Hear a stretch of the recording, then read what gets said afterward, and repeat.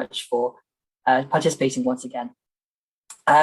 Today, we're going to be talking about student life. I have a lovely panel of students, student ambassadors of various sorts on the call with us today. So we're just going to sort of go around, we're going to introduce them first, and we're going to then have one of the student ambassadors are going to then give a short presentation talking about student life. We'll have plenty of time then for questions, as well as for the students to talk about their own experiences. Okay, so if you have any questions at any point in today's session, please drop it in the Q&A, and we'll come back to it at the appropriate time. So please do drop that in into the Q&A throughout. Just as a reminder, as with all of our sessions, we are recording this today. Obviously, none of you are on camera or speaking, so it shouldn't be a problem, but just so you know that it is being recorded. And yeah, so should we start? I should introduce myself, I suppose, first. So my name is David. You might have seen me a couple of weeks ago, but I am the person for Study Hire who works at the University of Oxford. And I just basically help out with all sorts of things to do with study hire and to do with helping and supporting young people getting into education in any form at higher education. To just go around in the order I can see you on my screen. Dan, would you like to say a couple of things about yourself? Thanks. Hello, yes, so I'm Daniel. I'm in my second year studying history and politics at the University of Oxford at Summer State Comprehensive School, and the first in my immediate family to come to university. I was just having a disability, so I can talk about sort of quite a wide range of factors, really. And I'm involved with student politics as well as theatre and outreach work. Lovely, thanks, Dan. Bailey, if you'd like to go next, please. So hi, I'm Bailey. I'm on a business management course and I'm a first year at Buckinghamshire New University. So yeah. Excellent, thank you. Amelia? Hi, I'm Amelia. I'm a second year film student at Oxford Brookes University. And like Daniel, I'm the first in my family to go to university and struggle with some various things, maybe not want to go to university. So I guess I have an interesting perspective as well. So yeah.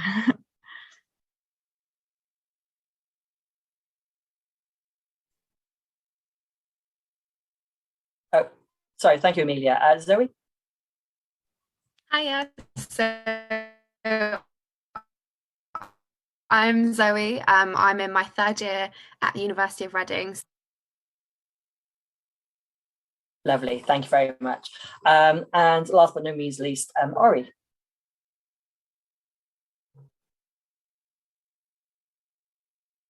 Hey, sorry, the mute button. I'm Ori from Oxford Brookes University. I'm a member of the recruitment team here. I studied at Oxford Brookes. I graduated in 2019. I studied law, and yeah. Excellent, thank you. As always, with any Zoom webinar, there might be the risk of some technical hitches as we go along. So if there is, please do just bear with us.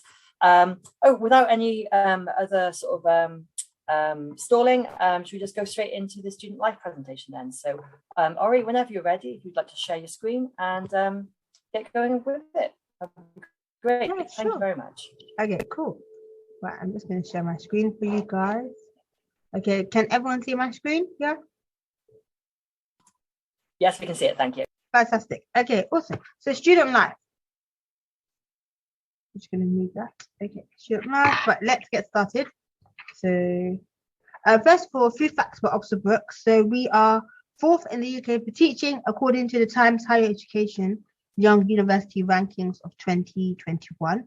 We are also the only UK university in the QS ranking of top 50 institutions under 50 years old for the 4th year in a row. We also have £220 million investment into our facilities and campuses, and we are also among the world's top universities in 16 individual subject areas, which has gone up from 13 in the QS World University Rankings by subject in the 2022 league tables. As you can see, that's very recent. So how is university different to school? So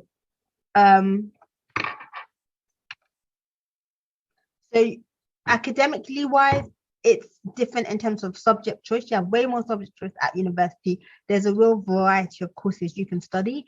There's also a higher level of study as well. So at A levels or BTECs or whatever you're studying, that's level 3. Before that is level 2 with GCSEs. When you enter university, it's going to be level 4, 5, and 6. And then level 7 is master's or postgraduate programs. And then student finance. You don't get student finance really at school. You get it when you go to university if you're a UK resident. So like me, I was born and raised here, so I was entitled to student finance. And I had the tuition loan and a maintenance loan. Personally, it's different because you move away from home ideally, or you could stay close to home or stay at home if you wanted to. That also, in regards to student finance, that could change how much money you get based on if you live in London and you stay at home and you're from London. For example, I'm from London. Or if you are living in London but away from home, because London is very expensive, so you're going to have more maintenance loan. If you're staying at home outside London, you will have like a lower maintenance loan as well. And different reasons or factors are dependent on your household income. So if you earn below a certain amount, you're likely to have more maintenance loan.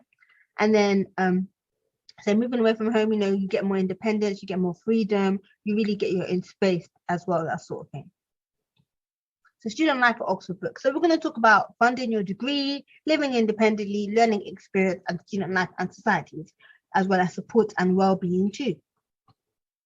So tuition loan, maintenance loan, I mentioned that. You also have scholarships and bursaries, as well as additional support, and how to budget as well. So how will you pay for it? So tuition fee and maintenance loan, you do have to pay it back. That's in pink. And then scholarships and bursaries and additional support, you don't pay back.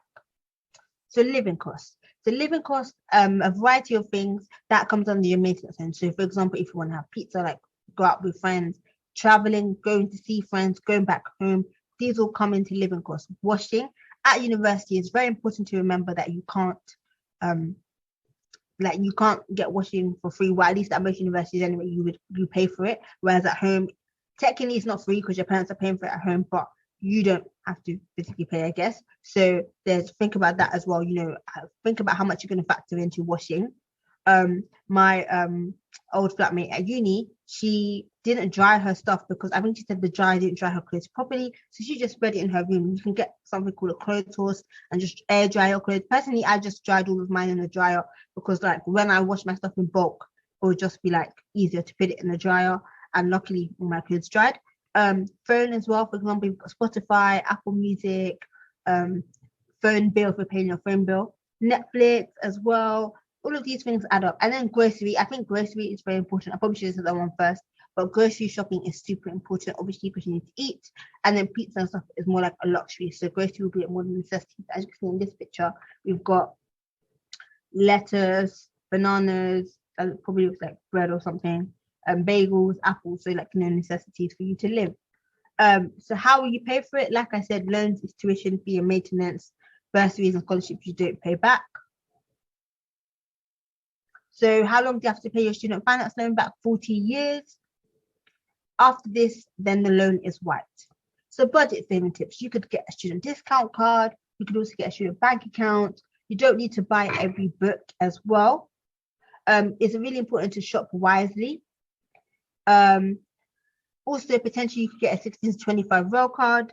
But they also have, even if you're like a mature student and they're over 25, you can still get a rail card. They have like different age brackets for a rail card. So if you're coming from home, for me, because I live in London, when I was at university, I lived on campus. So I would get the Oxford Tube or the X90. The X90 doesn't run anymore, but the Oxford Tube is a direct coach service from Oxford Brookes to London Victoria. And it used to be £10 on the period return ticket. Now it's gone up to £13, but it's still way cheaper than the train. Trains are crazy expensive. However, the downside is that because it's on the road, it's going to take longer and there is going to be traffic. And then don't forget to ask for help. So all of these ways you could save money. So if you're visiting friends in London, if you're from London, if you just want to have a day out in London, other ways you can easily get home. Or even if you don't live in London and you want to get other ways by saving money and not by getting the train, can you get like a mega bus or like a National Express to get to your house or to get to where you need to go? Because they're going to be way more cheaper than the train. So that's something to think about as well. But then again, like I said, the rail card, that's very useful. It gives you a third of your travel. So think about that as well. It's really up to you to decide the best way for you to budget. So living independently, so how to prepare. So how to prepare, start now at home, start helping your parents, with like washing up, if you don't do that already, laundry, cooking, all of these things. You're going to be living in accommodation. We're also going to talk about Freshers Week and transport as well. So how to prepare for independent living, learn to cook at least 5 dishes from scratch. That's really important because you don't want to be looking like an idiot if you don't know how to cook, and there are tutorials available if your parents can help you, or like, YouTube, etc. Like, Generation Z now, like everything is online, you can easily find stuff. There's cookery books as well, there's cooking shows. So there's so many ways for you if you're feeling overwhelmed. For example, there's like so many, for example, like Saturday morning cooking shows, or if any of you watch like This Morning, for example, daytime television, they have like cooking segments and they're really simple, easy recipes that I definitely recommend. If you're not sure how to cook, like, you want to be able to feed yourself and not just order delivery like every single day because you will run out of money quickly. Make sure you know how to use a washing machine. Please don't be mixing red and white together if that's going to make pink. Make sure your lights are separate, your darks are separate. Maybe wash lights with underwear, wash your dark clothes and your socks together, wash your bedding and your blanket together. So really think how you're going to put your stuff. And also when I was doing my washing at uni, I just bulk washed. So I used like 3 machines at once, ideally if nobody was using them. So that way I would just know, okay, all my washing is here. Then I need to put it all in the dryer. So that way, I guess that saves you time having to wash like every day. But I guess it's just like a bit long having to like, I don't know, kind of come back up and down to check all the washing and all the drying. Practice budgeting and then buy items to personalize your university room. For example, you can have pictures, you can have like nice fairy lights, posters, prints, all of these things to decorate your room, make it feel homey, make it feel cozy. Accommodation, so as we're talking about that already, think about the price. So what is the price like? What is your budget? Everybody's budget is different. So remember, I spoke about budget saving tips. Having a cheaper accommodation could be a great way to save and to help your budget. Location, where do you want to live? Do you want to live close to the campus? Do you want to live further away? Luckily at Oxford Brookes, all the accommodations are easily able to get around by the Brookes buses, the U5 and the U1. You can also so you can easily get to lectures from your accommodation. You can easily like get into town, into Cowley, into like after town by the train station. The university buses connect you. So do you want to live closer to the campus? Do you want to live a bit further away? How long do you want to stay there? What's the duration? Different accommodations have different contract lengths. So that means that you've got, for example, average 38 weeks. 38 weeks, you finish early June. For me, I stayed in the university accommodation called Warnford Halls, which is at the end of Gypsy Lane, so it's super close to Headington campus, and that finished like first week in June. Do you want to stay like July, August? Do you want to stay for the whole summer? What do you want to do? Really think about that. But remember, the longer the contract, the more money you're going to have to pay. So you really have to weigh up the pros and cons, make a list, maybe go on the Brookes website, for example, and then look at all the accommodations and see the distance. Because what is great is that they even make a pros and cons list for you on the accommodation website. So think about it, maybe select like your top 5. Ensuite as well. On the website, it tells you which ones are ensuite. So ensuite is going to be more expensive because it's your own bathroom. So think about that. Are you able to do that? Ideally, everybody would love their own bathroom, but is it really worth the extra money? Think about that. Also, we have disabled rooms as well. So if you need that, you have a bit more extra space. What is good, again, about shared bathrooms is that you have a cleaner. So a cleaner will come in and clean the bathroom and your kitchen. Whereas if it's your own bathroom, you're going to have to clean it yourself. So you're going to have to really think about that. And, as long as you can wash the bathroom, you're fine. But it might be easier for a cleaner to clean your bathroom for you. However, they only come once a week. So really think about that. It's really, you got to weigh it up. And a number of flatmates. Ideally, you live with 5 or 6 flatmates. It depends, actually. I lived with 5 other flatmates. We had a flat of 6. But in some other accommodations, you might live with 10 people. But so they would have ideally bigger kitchen space, but it would be more messy, it'd be a bit more crowded. So think about your personal space. How are you going to feel about that? First week at university, so Freshers Week. Freshers Week has maybe stigma or like prejudice that it's like the partying week. You don't have to do that if you don't want to. So what you could do is you could do like just like non-clubbing stuff. You can do clubbing if you want to, but you can, go out just like chill, low-key stuff. You don't have to drink if you don't want to. There are alternative things you could do. Make sure you sign up for societies, sports teams, clubs, all of these extracurricular stuff. Best thing to do, sign up for all of them. Then once you signed up, once you give them your emails, then you can decide, okay, I want to do this. Oh no, what was I thinking? Why did I sign up for that? Attend your induction as well. So make sure you attend all your inductions. I remember for me, my induction was literally on my first day, on the Monday. I had to enroll in everything. And then I also had a campus tour on my first day. And then obviously the campus tour was good, but I'm not going to remember everything because on my second day, I got lost. I didn't know where my class was. I ended up getting there late. But, now I know this campus at the back of my hand. So, start getting these things into place. When you arrive, you want to hopefully take a campus tour. You want to get to grips, where your classes are. You also want to enroll, have your induction, really feel settled in. Make your room homely, like I said, get involved in welcome activities, explore the local area. So really get lost and also get to know people as well. One thing I would say is if you're living in accommodation, whether it's private house or university halls, one simple thing you could do to show you're quite welcoming and inviting is when you are moving your stuff, keep your door open, because someone is more likely to approach you if your door is open. If it's closed, they might be a bit like, oh, like, should I knock? I'm not sure. For example, I moved into university accommodation in my second and third year, and I came late at night, but everyone's door was closed. So I was just like, oh, I don't want to disturb them. It's kind of late. And then I ended up chatting to them when they entered the kitchen, when I got to see them. So, there are ways you can make friends. So yeah. Transport as well now. So we're looking at transport, Brooks buses. So the Brooks buses, for example, the U1 and the U5, we've also got a great range of different local buses as well. Oxford Bus Company buses, Stage Company buses, Aviva. There's a real wide variety of buses in Oxford, so very easy to get around. Literally, with no traffic, it doesn't even take 10 minutes to get into town. If you want to, you could walk into town. I wouldn't, because that's long. Like, unless you like walking. But to be fair, if it's a nice day, you might as well. But, like I said, it links you to accommodations, and there's so much to do around the city of Oxford as well as the actual university itself. So yeah, like I said, Oxford Tube, but it's actually now £13, not £10 anymore. So learning at Oxford Brook. So we're going to be having facilities, different facilities. This picture here is in the Clerici building, which is a brand new business building, which opened up a few years ago. So when I was studying, it had, they were building it and it opened up, and it's a great space to study. It depending if you have lectures. I had this is called the Clerici Learning Studio, but there's a beautiful lecture theatre which opens up to one big lecture theatre called Circle F Weir. And I had my lectures there. So even though I didn't do business, it depended on timetabling. You may have lectures in other parts of the campus, not necessarily in your school, if that makes sense. So that lecture theatre as well, you have graduations there, so it's really nice. There are different teaching methods. When you're looking at university courses, how do they teach you?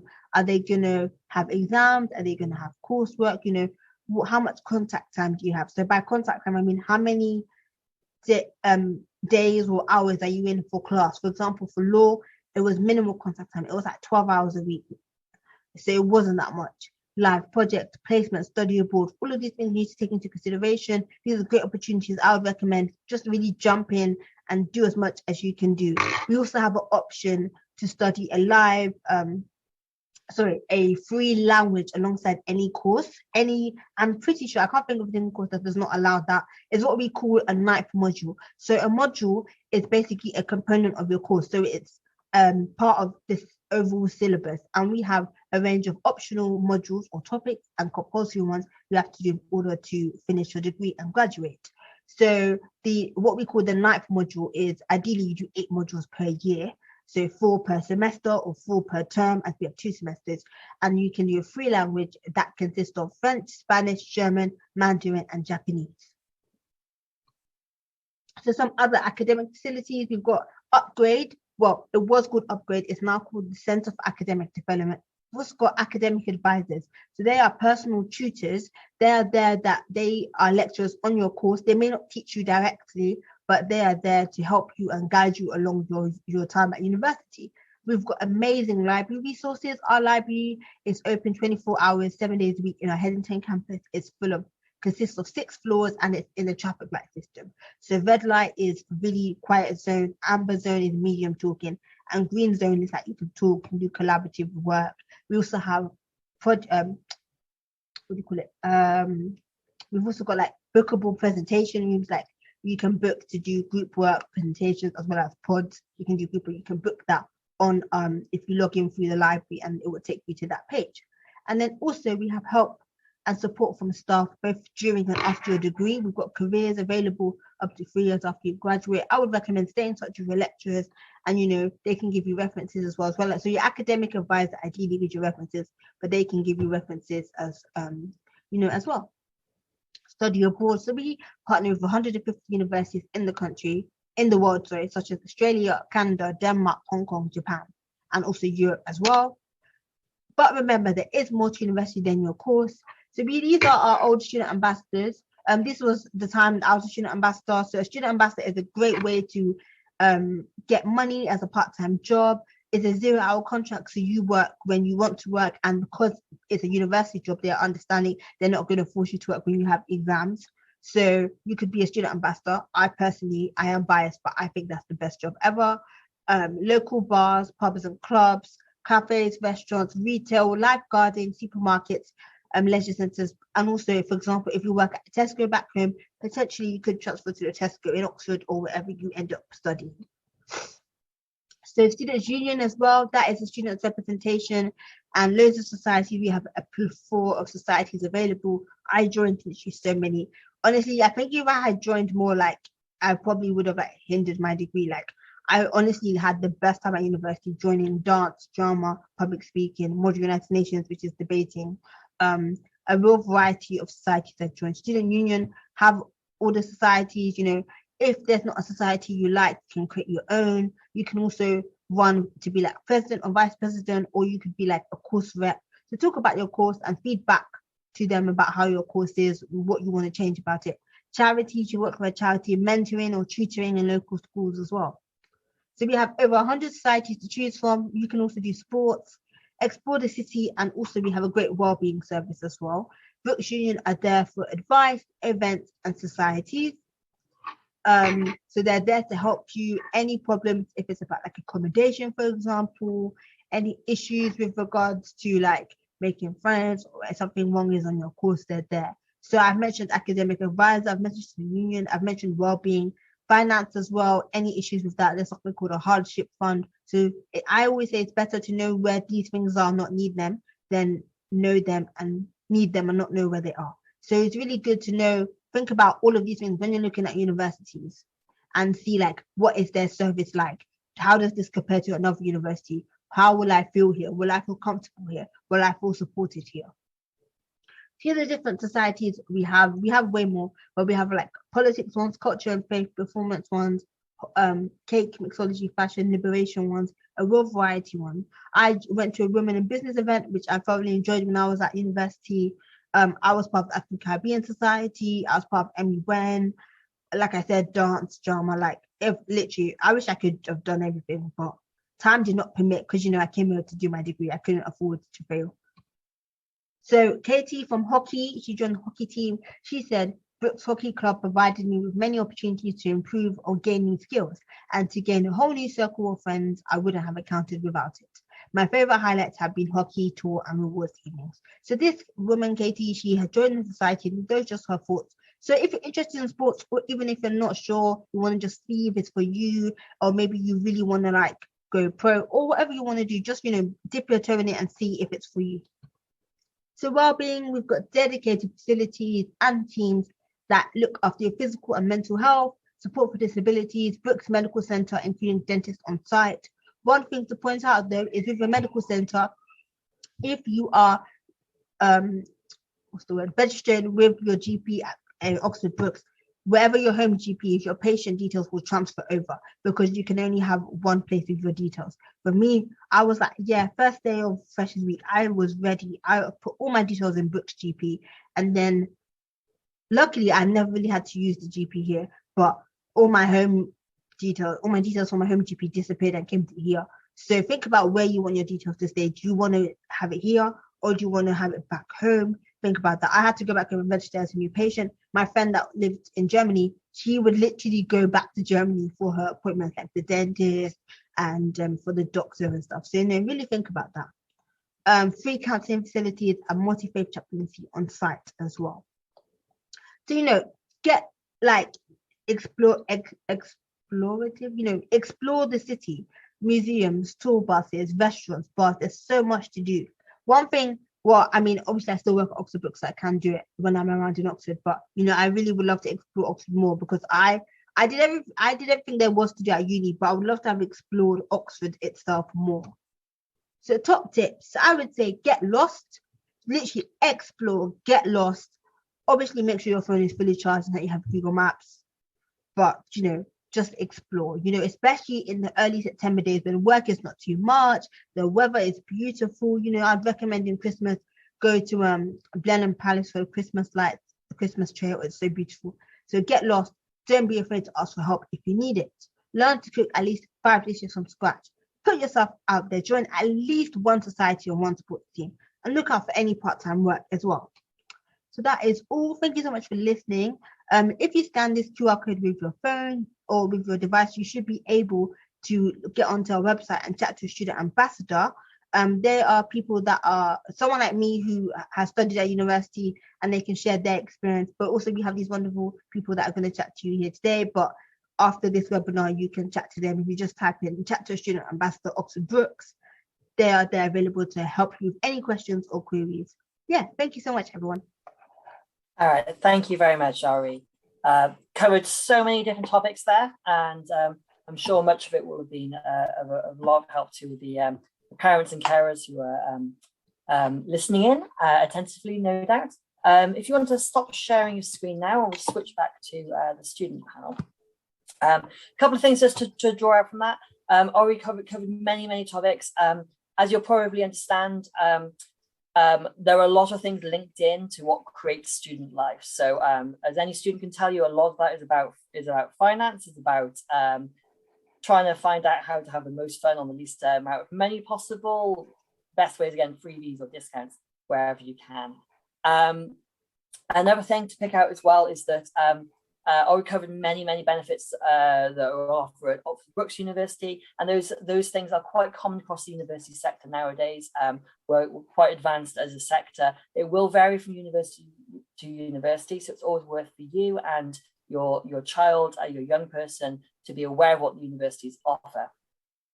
But you will find very many features of Ori's talk available across the UK at different institutions and different towns and cities in the UK. So it should be relevant for wherever you might end up looking. I think we've got a couple of questions coming through, but I would encourage you to drop things into the Q&A panel, or else put them into chat. And I'm just going to direct, before that, we're just going to sort of turn over to a couple of our student ambassadors and basically just to ask about their experiences in student life. So what sorts of things are they into? What do they do? What sort of makes student life for them? So I'm going to put you on the spot first. Bailey, if you'd like to go first, please. Thank you. Okay, so mainly outside of my lectures and seminars, I'm taking advantage of the student union led opportunities. So for example, we've had opportunities to go on theatre trips at the local theatre. So I've seen Blood Brothers and the Rocky Horror Show. Then also going rock climbing and also taking part in singing lessons. Throughout this year, I've been involved in the dance, cheer and musical theatre societies. And next year, I'll probably change one of those over to a sports team for varsity, because I can't do everything all at once. But then also to keep up with friends that aren't currently on my course, I can go to the venue, which is our uni's main place for night events. So we have frat nights or movie nights, stuff like that. And then of course I work as a student ambassador, which is helping support finance my studies. So yeah. Amazing. You mentioned just then, you mentioned the Students' Union. Would you mind saying a couple of words about what a student union is? Yeah. So basically, in the case of Buckinghamshire University, I know ours isn't, they work alongside our university, but they are there for the students and can support you against anything that the university, against any problems you may have with your university. So they're the ones that are on your side if anything's going wrong. But then also for Buckinghamshire University, we have the big deal where our societies and all events and stuff like that are free for us, and they support all of those extracurriculars. So yeah.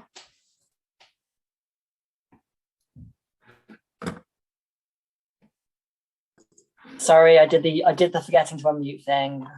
Thank you for answering that. And thank you for answering the question about student union, which I put you on the spot over. So I'm going to switch over to Amelia next. So what sort of makes student life tick for you? So I have a bit of a different perspective of student life because I live at home, and it was just a choice that I made. I'm a very anxious person, and I wanted to have the university experience and keep on learning, but stay where I knew, just my preference. So I had kind of a different experience of budgeting because I didn't have to pay for accommodation, but I had to budget for things like travel, because I had to get a bus pass because even though I'm close, I'm still an hour away. So I have to account for that, and food, and still most of the same things, but just slightly different.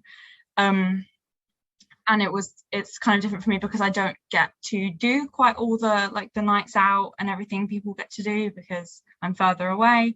But I would say I still got a very good, have had a very good taste of it. My first year was pandemic year, so it was quite hard to make friends, but it kind of put me in the same boat as everyone else, and that no one else could meet up. So I had that kind of online experience, and it was quite different way to make friends. I'd say my favorite kind of thing about student life is, so obviously I'm a student ambassador, and I got to do a program at the beginning of this year where I got to help students on the spectrum who were starting integrate into student life and support them, that kind of thing. And that was a really rewarding and really enjoyable thing to do. So that's kind of one of the things I've gotten the most out of from kind of the student experience. That sounds really worthy and rewarding thing to get involved really with. Good. Yeah. We actually find that many students actually really take the opportunity to get involved in volunteering of various sorts. Is a great way of giving back to the community, but also to develop your own skills and so forth. Dan, how about you? Have you been doing any volunteering or? Yes, I mean, I can start the volunteering because I do a lot of different stuff because I quite enjoy. Yeah, go ahead, please. On the volunteering side, I sort of did two main forms of volunteering. The first one is this year I spent an hour per week volunteering by mentoring a student who's applying to a top university based from a disadvantaged background. So I spent an hour a week sort of tutoring them and also supporting their applications. And the other form of volunteering is I'm a charity trustee, so I sit on a few charity boards. I want to spend a few hours per month sort of reading papers or advising on the direction of the charity or running projects for them. So that's the main volunteering I do. But also I'm the undergraduate president at my college, which is again a voluntary position, but I spend lots of time sort of representing students at the college level because with Oxford we do have a students' union which is responsible for all the university, but also we have mini universities called colleges, and I'm basically the president of one of those colleges. So sort of I'm like in charge of our mini SU in a way. So I do that, and I'm also involved in the debating society, the Oxford Union. I'm the vice president-elect there, so I'll be the vice president for our autumn term. And that's alongside as well. I really enjoy DJing. I've been DJing since the age of 15. So last week I did 3 gigs, and this week I've got 2 gigs, which are literally back to back. So I do that. And also outreach, because I really benefited from having workshops with students who work at the university, because I was coming from a disadvantaged background. My school never applied to Oxford. And actually it was the people who were running those workshops that frankly inspired me to come to Oxford. So now I'm giving back by doing lots of those opportunities, helping to run summer schools or answering student questions or leading tours when students come to visit the college. So very flat out with lots of different extracurricular activities, and we're certainly making the most of student life. Thanks, Daniel. That's really, really useful. I hate doing these panels because I always end up feeling really jealous for the students that we have on the panel. So I might not be talking to you next week, just to let you know. Last but not least, in terms of the students on the panel, Zoe, would you like to tell me a little bit about what you do and what makes you tick as a student? Yeah, absolutely. So yeah, I'm in my third year at university, so I'm literally about a week away from finishing university. So I'm at that period Wow. where I'm reflecting on everything, and it's a really intimidating place to be, but it's really fun. Obviously, my experience has been quite different to a lot of people. Over half my university life was during COVID, so hopefully your experience won't be comparable to mine because you won't be locked in your bedroom for a lot of it. But it has mean we've really made the most of it coming out of the pandemic. So I'm also part of a couple of societies. I'm an instructor and the president of our pole fitness society at university. So I teach pole fitness. I organise like the socials and all of that kind of stuff. I actually obviously have this job as a student ambassador. I also work as a waitress out in the local area, which is quite nice because I love this job and I love being a student ambassador, but I find it's really nice to go out in the community and be somewhere that's completely separate from university, where I'm not thinking about university, I'm not thinking about work, I'm just focusing on kind of what was in front of me, serving people at that point. Other things about my university life, I think the thing that everyone often asks is like, what is a typical day as a university student? And it's such an intriguing question because there is really no typical day. For example, at the moment, obviously I'm in the middle of exam season, so that looks completely different to my life a month ago, where I was busy writing my dissertation and then I was in the library for 16-hour days just typing away. And again, like throughout COVID and stuff, we've had such a different experience with like lectures and seminars, and the amount of kind of contact hours and things we've had. It's been a really different experience, and hopefully you guys will have a little bit of a different experience to me and it'll be better. But yeah, it's been really nice these last weeks, like reflecting on my time as a student, and I've really like loved it, and I know when I leave I'm really gonna miss it. Oh, that's a lovely sentiment to end on, and I like that spirit of reflection. A few of my uni friends in my first degree, they did pole fitness, and they were crazy fit. Cool, excellent. Thank you everybody for giving the audience a little insight, I suppose, into your lives. We've had a few good questions come through. So first of all, just to address it on I did answer it in the chat, but just to address it on camera, we did have a question about finals being means tested. So I'll just cover that very quickly. And yeah, because as I'm sure all of you guys will attest, being able to pay for the things which you want to do is very important to be able to enjoy yourself as a student. In terms of means testing, the fees part of your loan will not be means tested. That will be covered based on what the university sets as its cost. But your student's loan aspect will be. If you want to learn more, I've dropped a link into the chat, so to the gov.uk website talking about that. It also has a calculator on there as well, so you can calculate your household income and have a rough idea going into it of what your child may be able to access in terms of funding. So just to cover that one, so thank you for that question. We had a question come through on the Q&A. So how did you all get on with managing your budget in the first few months? So when you first got to university, did you find it difficult to balance those necessities and those like extras, those nice to haves? Zoe, I can see you nodding quite thoroughly there. If you want to sort of maybe launch off on this one. Yeah, absolutely. So I was really lucky. I managed to save a little bit before I went to university because I was really concerned about those first few weeks. I knew I was going to get my student loan in and that I'd be able to pay my rent and things. But I was really concerned about having to buy a load of textbooks for my course, like a load of stationery, like was I going to need new clothes, like setting up all my cleaning bits and pieces, was a huge concern for me. But it turned out to be completely unfounded because I think I've maybe bought one textbook in my 3 years. Yeah, I think one. The rest of them I borrowed from the library, or like sometimes there are like PDF copies and things like that that you can find online. In terms of like stationery and stuff, I didn't handwrite anything really, even on a science course. I was on my laptop the whole time, so I didn't have to worry about like buying stationery or anything like that really. And then again, like in terms of like setting up my room and stuff, I was quite lucky. I had a birthday just before I started university. So for my birthday present that year was pretty much my entire like kitting out of my room stuff. So like all the little homey bits I wanted, some nice bedding. I got like pots and pans and things from charity shops again, because I was like, I don't want to buy anything particularly nice. I don't need anything particularly nice. And there's always really good deals in charity shops and things. So I think like those kind of first few weeks can be really intimidating money wise, but there's so many little tips and tricks that you can kind of do to save money.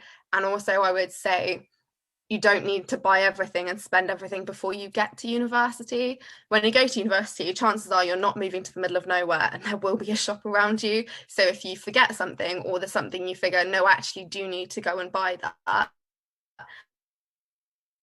you're going to be able to do that quite easily, basically. Lovely, thank you. How about you other guys? Thinking past the first couple of weeks, just sort of in more general, anything that you sort of do or did to sort of like be able to do the things you want to do and live the life you want to as a student, but within your own means. Any volunteers? Yeah, I don't mind giving sort of one tip that I've found go ahead then, helpful, please. Which is, so Oxford, because I mainly live in accommodation provided by my college, we pay the bills at the start of the term, which is really, really helpful, because then, you know, for the rest of the term, you're just weighing like your food or your clothes, or you're washing everything else. So that's really helpful. But actually what I do is I have 2 bank accounts, one of them where I put all my student loan and basically all my savings and things. And then I have sort of, I call it my live account, where I only leave £200 in there. And basically the aim is by the end of the week, because my parents give me a little bit of money each week, the aim is to keep it at £200 per week, because I know how much my parental contributions are. So if it goes below, I know I've been overspending, and equally if it's a bit higher, then I know that I've underspent that week. And I find that way I don't spend all the time worrying about, oh, am I spending, you know, how much or whatever, but actually at the end of the week, I just review it and go, okay, that was a bit of an expensive one, maybe let's not do that again. Or if it's been cheap, and I go, okay, well, I don't need to be like that. So yeah, that's sort of what I found was quite helpful, so that I don't spend all the time just worrying about finances. Lovely, thank you. Okay, we did have a good question. I see, Amelia, you've actually already answered it in the chat, but we had a question about just asking if you would choose to live at home as a student again. So just maybe you want to say a sentence or two about that. I know you have answered in the chat as well, though. Yeah, sorry, I didn't think about it being asked later. I just thought, oh, well, I'll try now. It's great to put it both ways. I definitely would. It depends on the kind of person you are. You know, I'm the only person on my course that I know of really that lives at home. And I was really, really concerned that I was going to be left out of everything and never go out, and just like, because it wouldn't be convenient. But actually, if you like put in the work quite early on to make those friendships, it doesn't really affect you. You know, you can still go to the pub after the lecture with everybody else, and then just get the bus home when everybody goes home. You know, there's still lots of opportunities to do things. And for me personally, I think it would have been more stress than it was worth to, whilst also starting a university with those new people, to also leave everything I knew. So it depends on the kind of person you are or the kind of child you have. But I was very anxious, and it was better for me, and I haven't missed out on anything really. Maybe the occasional night out that's really late that I couldn't, because the bus doesn't run that late, but generally it's been all right. Also, you can stay at people's houses when they're in student houses, so it's kind of no biggie, but I would do it again, basically. Yeah. Thank you. You put that wonderfully succinctly, so well done. With Study Hire, we have worked with thousands of young people of all different sorts and preferences, and it is, like you say, Amelia, about doing what's right for you and doing what's supporting your child to do what's right for them. And there are always options. There are always things that your child will be able to do in order to have a fruitful and enjoyable student life while they're at uni. So yeah, amazing. Thank you. I'm going to ask a question now about sort of balancing sort of that student life fun and lectures, teaching, and independent study. I will say from the outset, it will depend on what time of year you're in, what stage in your degree. So that will definitely come into it. But any of you fancy taking this question? So maybe how have you found that sort of balance? Have you found that it impacts on your ability to sort of do what you want as a student, maybe your participation in different athletic societies and so forth, having to go to lectures or having to study in the library? I can see I can see the third year who's just coming out for a dissertation, ready to speak. So go ahead. ready for some student life, actually. No, what I was going to say is I was really surprised by the amount of free time I had at university, especially during first year. For most courses at most university, first year especially doesn't count towards your degree final classification. You just have to finish and pass the year. So for a lot of people, that first year, you do get to take advantage a lot more of the kind of student life, and I kind of saw it as like a practice year. So I was able to find the balance of like independently working, going to lectures, and having a really nice like life as well. Again, it is really different for different people.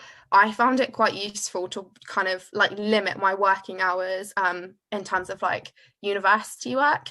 So I don't work very well at night. I need my sleep. I can't pull any all-nighters. It just doesn't work for me. So I will try and get up quite early in the morning and get as much work done as I can before like lunchtime, early afternoon. And then from like afternoon, evening, I find that I have a lot of time to relax. That doesn't work for everyone. A lot of people like will sleep through the morning and then work early afternoon into the late evening. But again, that's been happening this year a lot more. First year, if I'm totally honest, during first year, I probably did maybe 10 hours of independent study a week outside of my lectures and practicals and things, because it just wasn't necessary, to be totally honest.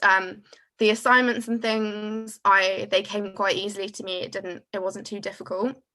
And then in terms of like learning the content for exams and things, I would just kind of like, I would make my notes during the lecture, or like pre-do my notes. So I could turn up to the lecture with some notes and then just kind of fill in additional bits depending on what the lecturer said, and then I kind of go over them again a couple of days later, and then they'd be there like nice and neat, ready for me to start revising come my exams. So I think you have a lot more free time. Well, I definitely have a lot more free time than I ever thought I would at university, and actually don't find that balance too difficult to strike, really. Lovely. And I think that's a common story of the first year is, as you say, it's often treated as a bit of a practice year, or doesn't count towards your final, you just need to pass it kind of year. It does help if your child does put some effort in and learn some stuff during it, rather than completely opting out. But it is a common experience to find that by your third year, you're increasingly having to put aside social engagements in favour of knuckling down, hitting the library, self-directed learning, that kind of thing. Does that match your sort of experiences? Maybe Bailey, does that match what you sort of experienced? In a way, I'd say at the start of for the first semester, because I'm still a first year, I found that overall I was balancing it quite well up until the point when there'd be a deadline, and I really had to focus on, you're not going to miss out too much if you miss out on this one night and actually do your assignment. So I think just remembering that there are going to be so many nights out, that the few that you need to miss to get your assignment done is going to be okay. Yeah. How about Daniel? Daniel, obviously studying at Oxford University, which has a slightly different system of tutorials. The way of teaching is slightly different at Oxford. Yeah. So how was that much different for you, or fairly similar? So I'm one of these people who's crazy, who loves working at night. I just find it much easier to concentrate. So this morning I got out of bed at 11:45 a.m. So for me, we're only on hour number 8 really, and because of my student politics involved, I've just been doing meetings up till now, really, to be honest. And after this webinar, I'll be cracking on with my studies because I have an essay due tomorrow. So life can be quite different, and because of my disability, I actually don't work great in the mornings. So it actually, what I like about university is that flexibility that you can work when you do work effectively. So if you do love early mornings, not for me, but other people do, but equally is the same in my case. I love that flexibility, and I have on average about 5 to 10 hours of contact time per week. About 5 hours of that for me at the moment is lecture based. And then the rest of it, in this case, I've only got one paper I'm doing this term. So I have one tutorial, one small group teaching session per week. So basically my week is structured around my Thursday night deadlines, where that's when I need to get the work done. Then I'll have, a few days off. But I also like doing a little bit each day. So instead of doing like 8 hours per day, because I know some people like to sort of treat it like a full-time job. In my case, I sort of prefer to do a little bit spread out over the whole week. because in that way it means that I can have sort of parts of each day off where I can just focus on going out with friends or socializing, whatever. Lovely, thank you. We have one or two questions left in the bucket, I suppose. Yeah, you mentioned a disability, and actually we did have a question about supporting university for learning difficulties and dyslexia, that kind of thing, study support, that kind of thing. So did you find that you were supported at university in that, Daniel? Yeah, so I wasn't really diagnosed with my disability until quite late in year 13, and I was the year where schools closed and I was in year 13. So my diagnosis basically came when the school shut, so I didn't really get any sort of adjustments at school. So in my case, I can't write. So through the DSA, which is basically Disabled Students Allowance, which you apply for when you're applying for your student finance, like your maintenance loan and your tuition fees. Basically, I applied for that, and they paid for a laptop. I only had to pay £200 for this laptop, and it's got some adapted software on it. I've got permission to record the lectures because I can't always particularly if they're early morning lectures, I can't always focus on them. So I'm allowed to record them. And in terms of teaching spaces, I have limited mobility, so I can't always do stairs. So they try and make sure my teaching space is only one flight of stairs maximum. The same with my accommodation. This is only one flight of stairs. And next year I'll be on the ground floor to basically minimise the amount of stairs I have to do. And equally, my tutors are understanding if I need flexible deadlines because my disability is very variable. Some days I'm wonderful and I can just work and you wouldn't even know I've got a disability, but other days it's very clear that I basically cannot do any work. I can't get out of bed. So I think that, yeah, in my case, I basically met with somebody before I came to the university when I had my offer to talk through sort of the adjustments I needed. They put together a plan, which is helped by a consultation I had when I applied for the Disability Students Allowance. And then that plan has been implemented since I've been at the university. And I say in exams as well, I get 15 minutes rest breaks per hour. So instead of my exams being 3 hours, for 3 hours and 45, and I can call the breaks when I want. So in my case, I'll have like 3 or 4 breaks per hour, but only for 3 or 4 minutes. So yeah, there's lots of sort of support on offer. Amazing, thank you for that very comprehensive answer. How about the rest of the panel? Anyone else sort of had any experience of having to seek support in any kind of way for student services? Amelia, please. So I struggle with mental illness, which can make it quite difficult to work sometimes if you are just in that headspace. So very similar to Daniel, before university, we were given people we could go to seek adjustments in advance. So at Brooks, I'm sure it's very similar to us, we have the ISP, which is like it's the individual support plan or inclusive support plan, and it accounts for what you personally might need. So it allows for things like there's exams, you can have a smaller room, extensions if you need it. So sometimes if you just haven't been able to get going, then you can say, I'm going to have to use my ISP this term, and then kind of extend your deadline. And it also, you get like regular email updates just asking like, do you need any support? Like, can we check in with you? And it's really good because everybody needs different adjustments. You know, some people need, like Daniel said, about special software on computers. And also I found one, I don't know if this still runs specifically, but there was a bursary for people who come from disadvantaged backgrounds or have certain things working against them, and it was just a little bit of extra money to encourage people who may have things working against them to still come to university. So there was kind of lots from the offset to encourage and to support if you're going through anything in particular at all. Thank you for sharing that. As someone who's done like a little bit of teaching and marking at a couple of different universities, I do have to say that by and large, staff want the best for their students in all sorts of situations, be that students who are having difficulties balancing like life situations and their studies, or students who have maybe extra support that they need and so forth. By and large, academics and the staff who work with them want the best from students and will always do the best to sort of try and achieve that. So we're coming to the last couple of minutes. I am going to ask you guys to give me the best thing you did at university, okay? Or the best thing you have done at university.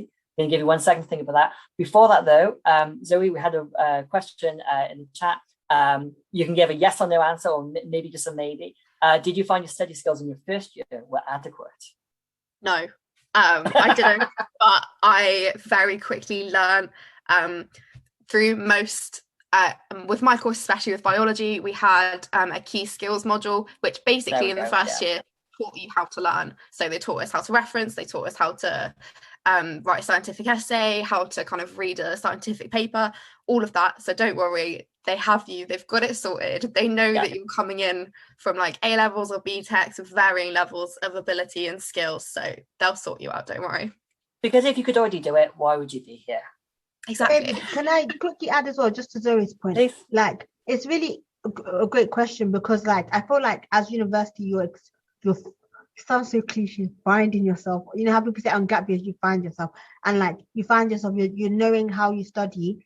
And I feel like for me, my best studying technique was third year. I mean, second year was, but third year I feel it was the best. You know, like, oh, if I only had like one more year after that, it's like, oh, why did I only find out in third year? So I feel like you don't need to worry. Like, even if you're worried about getting like bad grades or anything, like you will soon be able to find the best technique for you. You know, find the best way to study. So that's what I would add on to that. Yeah, totally. Thank you. Okay, so best thing you've done so far, Bailey? Mine would definitely, it was actually in the first week when we could try out all the different sports and societies. I hadn't done dance in a while. And so when I went into the dance studio and got to try out all the different styles again, that was just a really nice moment. Yeah, first 2 weeks is a chance to try everything, and then you can drop it, but try everything. Amelia?